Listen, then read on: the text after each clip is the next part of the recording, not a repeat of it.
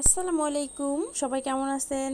এই তো আমরা সবাই অনেক ভালো আছি। দেখেন, এই কোরবানির ঈদে যদি এই নিহারিটা না খান গরুর পায়া দিয়ে, তাহলে কি কোরবানির ঈদটা জমে বলেন তো?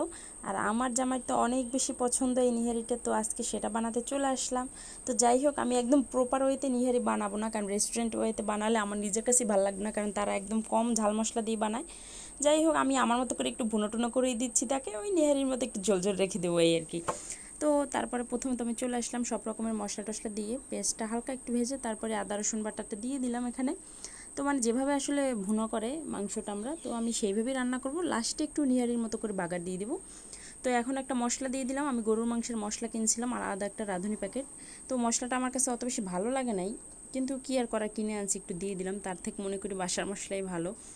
তো যাই হোক, মশলাটার জন্য কিন্তু আবার একটু ফ্লেভার আসছিল আলাদা, নিহারি নিহারি টাইপ।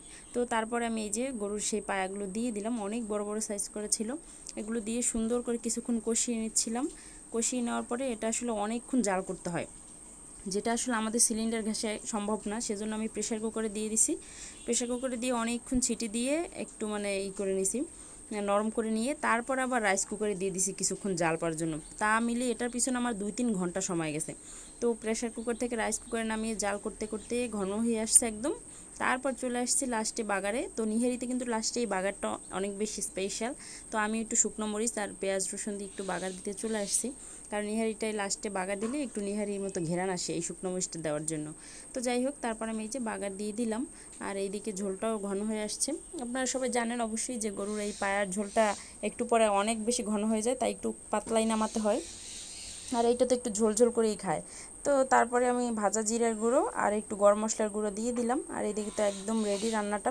দেখেন মাশাল্লাহ কত সুন্দর লাগতেছে দেখতে, আর খেতে অনেক বেশি মজা ছিল, অনেক বেশি মজা ছিল। তো আমার জামাই তো একদম ভরপুর খাইছে।